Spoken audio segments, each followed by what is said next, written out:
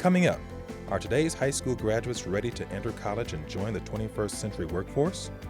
We'll explore college and career readiness with a panel of higher education experts. Plus, find out how dual enrollment programs can help local students prepare for and succeed in college. Next on Around Prince George's.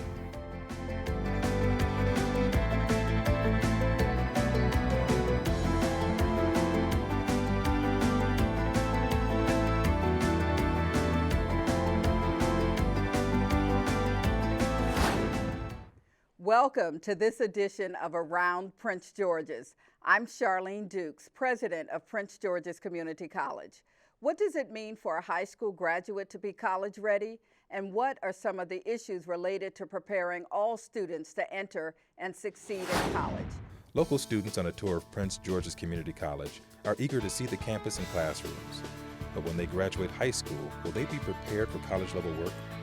A growing number of students in the U.S. lack the core academic skills they need to succeed in college. According to a national ACT survey, only 26% of college instructors say that students were well or very well prepared for first-year courses. When students enter college, they take placement exams. Low scores on these tests often require developmental courses to make up for weaknesses in English or math. Not only does that extend the time it takes to complete their degrees, but it may discourage some students from continuing their education, which leaves them unprepared for the workforce. President Obama has emphasized the need for all high school students to be college and career ready by 2020. In response, all education stakeholders from K-12 to higher education are working hard to reach that goal. I've invited two experts in higher education to sit down with me to discuss college readiness and completion. Dr. Walter Bumpus, President and CEO of the American Association of Community Colleges, and Dr. Carol Geary Schneider, President of the Association of American Colleges and Universities. So let's open up the discussion with a definition of college readiness. So Dr. Schneider, why don't we start with you? We know that ACT defines college readiness as the acquisition of knowledge and skills that students need to enter and succeed in college. What do you think about that definition? Well, I think when we talk about college readiness, we really have to keep our eyes on the long-term goals. And the long-term goal of going to school and college is to prepare students simultaneously for success in work, contribution as citizens, and the pursuit of their own goals for a meaningful life. So we really have to ask a couple of things when we're thinking about college readiness. First of all, what's the connection between school and college and getting students on that long-term path? And then secondly, what kind of world are we preparing students for? I think the thing that everybody needs to keep in mind is that the world is asking more today of graduates, of individuals, than it ever has before. The economy is more complicated. The problems we face in our communities are more complicated. The aspirations that students have for their own lives are going to be challenging to fulfill. So we really need to look at that connection between what happens in school, how college builds on it, and students above all need to understand they're not just taking courses. They're trying to build a portfolio of skills and knowledge and experiences that actually get them ready for success beyond college. And then Dr. Bumpus, as Dr. Schneider, as Carol really expands on that definition, we know that within the community college sector, you've been very focused on reclaiming the American dream. So what does that mean for students who are enrolled in the nation's community colleges? Great question. As Carol indicated, and I think what we're finding is I talk to our community college presidents that increasingly the focus is really in blending both concepts, college readiness and career readiness. And I think what our employers are looking for and what our colleges are looking for, have students had the problem-solving capabilities demonstrated, and there's evidence of that? Is there an intellectual capacity on the part of the student to succeed in college-level work? And we can get into that a little bit more in depth if you'd like. But I think what I'm seeing right now is a need for us to talk to our employers more about what they want, better align our training with the skill sets that are needed in the world of work. And employers are looking for students to have both. And when we think about both, I think about what students certainly experience here at Prince George's Community College. There are students who begin college full-time and they believe that they have a major in mind and a mission and what they want their life's work to be. And then, as we say here, sometimes life gets in the way. And really, I don't know that it gets in the way so much as that it's what we all do. We look at what's important for us today and how we set those priorities and how we go about fulfilling those priorities. But then students sometimes want to make a difference or think there's a difference between college ready and career ready. Are they one and the same, or is there a real difference between those two? If I could weigh in on that question first, I would say that there is somewhat of a difference, and then again, it's blended. I am impressed with the level of engagement our students come to us wanting.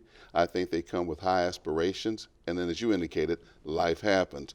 In my opinion, I think we have learned that students don't do optional very well, and we have got to structure pathways for them where they come in not having to take a lot of courses, but a structured set of courses.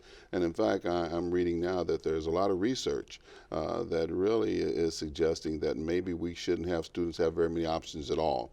The state of North Carolina just came out with something today that's really going to prescribe 30 credit hours that students have to take their first year in college. And that will, at least based on the research they have, it's suggesting that they'll have a better likelihood of success. Carol, from your perspective? I completely agree. One of the things we've lost sight of in higher education, both in two-year institutions and in four-year institutions, is the absolute importance of a purposeful pathway. A pathway that's well designed to make sure that students are working on the kind of knowledge they need for their careers, but also for citizenship and global community. A pathway that's helping them practice those skills that employers are looking for, the critical thinking, the problem solving, the communication. You want to make sure that you've built in a set of experiences like undergraduate research, like internships, like service learning. There's a whole set of things that pay off in rich learning, readiness for careers, and higher likelihood of completing college. And we need to make sure that we're designing pathways for students that have all those markers built into them. We shouldn't be leaving students on their own to figure it out for themselves.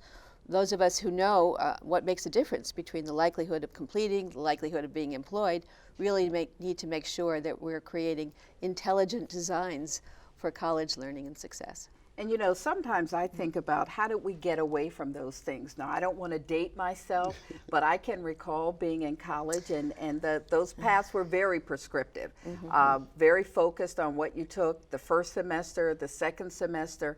And then it seems that certainly as higher education has evolved in the United States, that we sort of give students these menus of choices, and we expect that they understand what those menus mean, you know, especially as they think about what their future entails. So you talk about structure and choice and time, and we know those are components that are very important to complete College America, which has predominantly a two-year focus.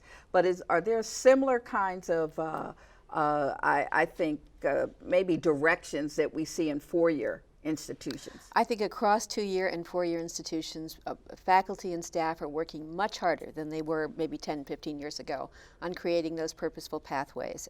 And we have a lot of research on something that's called high-impact practices. Right. When students are engaged in things like learning communities or service learning or writing intensive courses or collaborative courses and classes, internships, the more they do of that kind of thing, the more they learn, which is the first goal, but the more likely they are to complete. And so across we have two-year and four-year institutions as members in our association.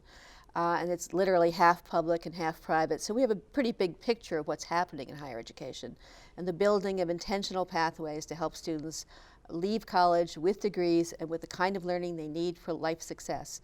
That's really the priority right now.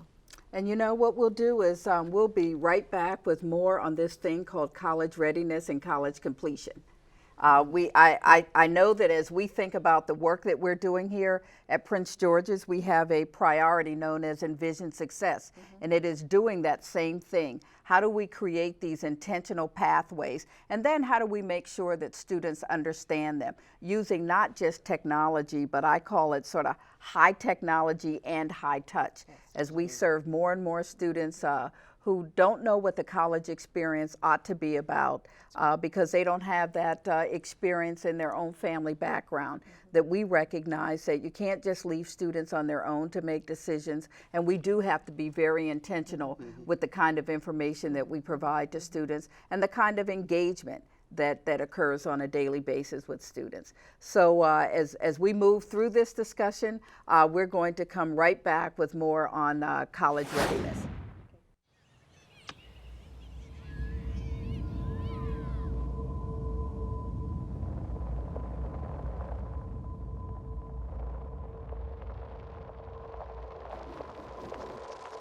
Seven 7,000 high school students drop out every school day. Let's catch them before it's too late. To start helping students in your community, visit boostup.org.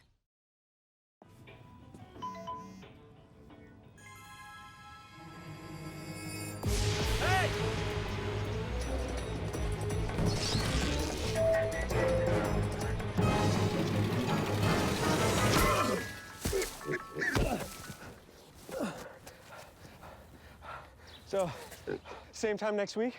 Well, of course. Put away a few bucks, feel like $1 million. For free tips to help you save, go to Feed the Pig. Being college ready basically means that you're prepared to do the work and the studying that college entails. You're prepared to turn your assignments in on time, study at least 30 minutes per night. To be college ready, I would assume means willing to start, stop procrastinating in your work. Being able to set how many hours you need to study, or having basically your time, managing your time and knowing how much you can take in a day, or like what you need to do for that day in order to prepare for a test or prepare for the class the next day. I took AP English. That prepared me to take English here because I passed that class with a breeze. I had to start from the basics here, but Prince George's Community College has helped me a great deal. You have some of the best math teachers, professors here. Basically, this is a great place to start. We're going to continue our discussion about this college ready agenda, and one of the things I'd like to talk about are the Common Core state standards. You know that there probably are a little more than 40 states across America that have adopted these standards, and the standards are all to be about increasing rigor and relevance to ensure that there is clear alignment between what students leave high school with and what they will begin college with. So why do we need these Common Core state standards, and how do you all in the roles that you play in this venue environment called higher education, what do you think that they will do to help students prepare for college?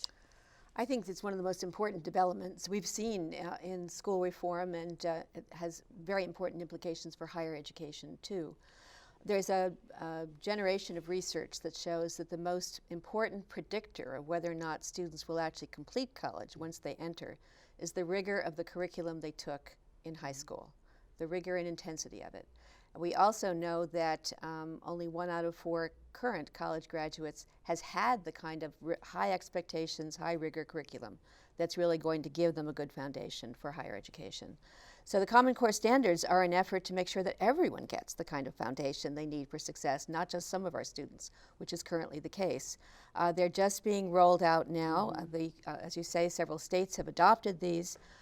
We're now working on ways of assessing them, but the key is the curriculum.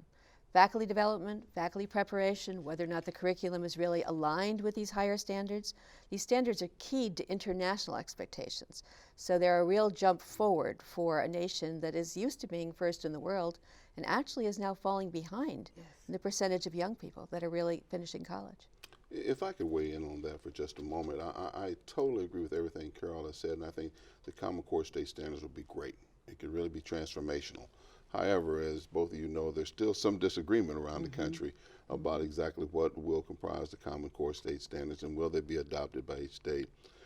But it points out for me an even bigger problem, and I'm hoping and hopeful that this will resolve that, and that's what I would call the misalignment between many of our states and their requirements for K-12 graduation And then with that, the entry requirements to our colleges and universities. And therein is where I think some of the problem comes into play. And many of our parents are confused by it, many of our students are confused by it, and consequently it lends itself to many more of our students coming into higher education, and especially in our community colleges where about 60% of our incoming freshmen go into developmental education, having to do more in terms of diagnostic exams and trying to get those students placed in the appropriate courses. And it's not fair to the students, it's not fair to the parents, and I think we have a responsibility to all of them to do a better job with that. And so I think the Common Core State Standards, back to your question, is a good thing, and I'm hopeful that we can tweak it a little bit and hopefully get it to a point where it's being implemented appropriately. Right. And I know there's been a lot of discussion around students being involved in courses that rely on this common curriculum, but also looking at the sort of high stakes testing that will occur, and will occur, quite frankly, almost immediately. So we all know that it will be just about 12 years before you have a young person who starts in kindergarten who will go through the entire curriculum. Yet we're going to start testing students probably within the next year or so. And I know that there have been calls for beta testing. There have been calls to make sure that while we're doing this testing, we're really using it to provide evidence and data to guide us along the way. What are your thoughts about that, Carol? Well, I think the standards are where they need to be. They're high, rigorous standards. I think we are still rolling out the curriculum to go with them, and there's many states that have not yet begun to really invest on a broad scale in getting teachers ready to actually teach to these standards. So I would, in fact, be in favor of treating the first rounds of the high stakes, of the Common Core tests as beta runs. Let's see how students do, but let's not make this make or break yet for the students. But the whole repositioning of what students are doing in school to get them ready for higher standards, both for college and for life, it's where we need to go, and we shouldn't back off. I'm concerned, frankly, about the very recent politicization of the discussion about the Common Core standards. They were a bipartisan effort. That was their great strength. Now some of the or one party is pulling back from them, and that's not a good development. And you know, Walter, in the community college world, students come in, they're taken through a series of these sort of either diagnostic or strength determining placement tests. So Common Core, how will it help community colleges? We're hopeful that it will do a better job, again, of aligning our graduating seniors with what's needed in college. And my hope is that we will have to rely less on these high stakes tests. That scares me a little bit when we go to that, because I've seen so many students get put behind an 8-ball because of a test, and many students don't test well, as both of you know. So I think to the extent that we can do a better job, I have no problem with the high expectations, the relevance and the rigor of that, but I just think we've got to do a better job preparing our students early on, middle school, elementary school, for what they're going to experience in high school. But I think as a college, we've got to work, as colleges and community colleges especially, we're talking a whole lot about in our 21st century report, reimagining higher education, reinventing higher education, resetting the system. And so a part of that for me will be what I see happening with some of this diagnostic testing and bringing our students in a whole lot better prepared. And there's such a role for this, not just in the K-12 arena and the higher ed arena, but it really is about business and parents and partnerships. So what I'd like to do now is thank you, Dr. Bumpus and Dr. Snyder, for your leadership in this national conversation about improving college readiness. And we'll come back and talk about college completion. That'll be the focus of the second part of our discussion, and we'll share with our viewers your opinions on that. Thank you. My life is full of statistics. Thing is, I could have dropped out of school and become one myself, but I didn't, because I had people that believed in me. Here's another statistic. 7,000 students drop out every school day. That's one every 26 seconds. It's time that students know that we believe in them. Inspire a student and share your message of support at boostup.org. Welcome back. Here with me is Dr. Sandra Dunnington, Vice President for Academic Affairs, to explain how we're helping address college readiness needs here in the county. We also have with us Stephanie Lindo, a Bowie High School senior in our concurrent enrollment program. Welcome. Thank you. Thank you. And you know, we're here today to really talk about concurrent and dual enrollment. And we have a number of partnerships with both public and private K-12 schools here in Prince George's County. So Dr. Dunnington, why don't you talk about the differences between dual and concurrent enrollment so our viewers will really understand what that is? Okay. Students who come to the college under dual enrollment are taking college courses through the community college.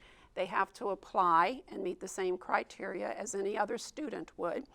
The students who are in high school must be 16 on the first day of the semester that they will be taking a course, and they must be rising juniors in high school. They also must have a grade point average of 2.75. And then the students can apply, and with the permission of their principal, they can take courses that will count not only to give them college credit, but will also transfer back to the school system and count for some type of credit they need in high school. So if a student would take a history course from us, if it's an approved course, it could then also fulfill a history requirement in the school system. Concurrent enrollment students have the same requirements to attend the community college, but they are taking the courses just for college credit. In most cases, they don't need the credit transferred back for high school. I think that's something that we've been doing for some time here, and I certainly know that our viewers will really appreciate hearing about this and thinking about how it applies in their individual households. So as we've talked about what it is, who's eligible for it, do we know how many students we're currently serving in both of these capacities at Prince George's Community College?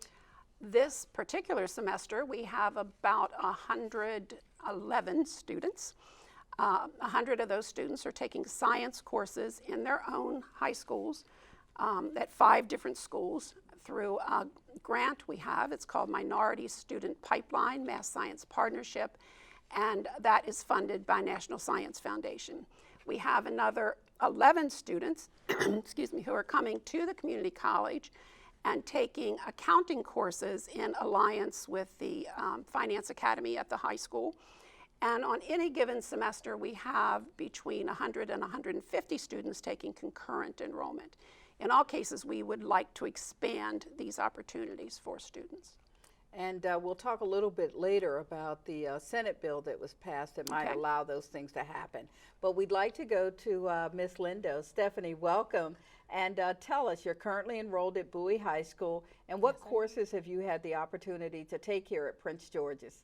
Well, last semester I took 3 classes. I took Introduction to Speech Communications, English 1010, and I also took Introduction to Broadcasting News, which helped me find my major, which is broadcast journalism for next year.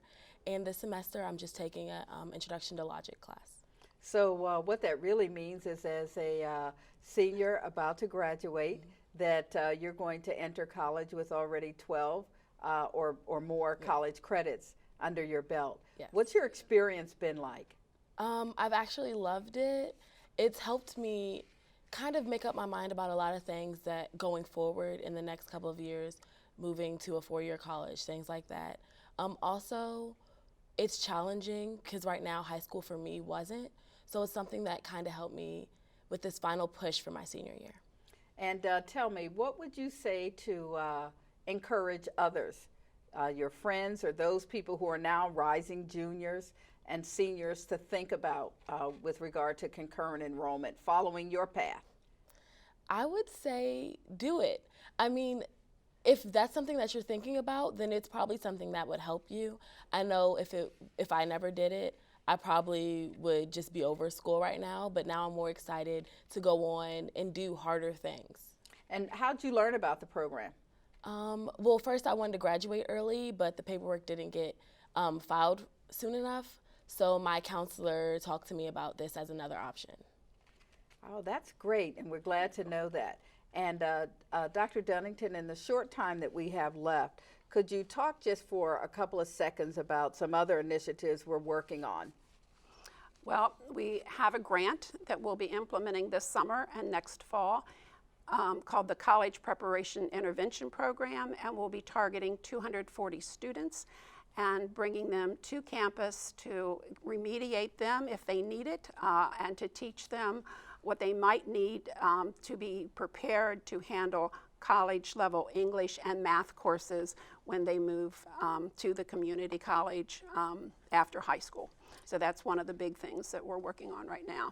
And we certainly do know that a Senate bill was just passed that really will open up opportunities for dual enrollment. So what I really want to do is thank you, Dr. Dunnington, and thank you, Ms. Lindo, for joining us today and for sharing information about ways that students can prepare for college while they're still in high school. And as we close, here are a few highlights from a few special events held on our campus. Enjoy, and thanks for watching Around Prince George's. We are excited to present this acclaimed intergenerational conversation featuring African-American trailblazers who have shaped American history. Visionaries who shaped the 20th century. We then make these historic, and I must say, historic. I came to the University of Arkansas to learn how to be a good doctor. All of us want to be valued. All of us want to be respected. Initially, I knew that coming to this country, that there was so much more that my family wanted for me and my sister. That included a better way of life, and that included a better education. You can be positive and still be cool. You can still be a nice guy and still be cool. If your life is hard and you're struggling to learn how to walk and to keep things together in your house and all those kinds of things, for me, what made it better was the possibility that life could get better, that I could dream something big. That means all you important people have been acknowledged.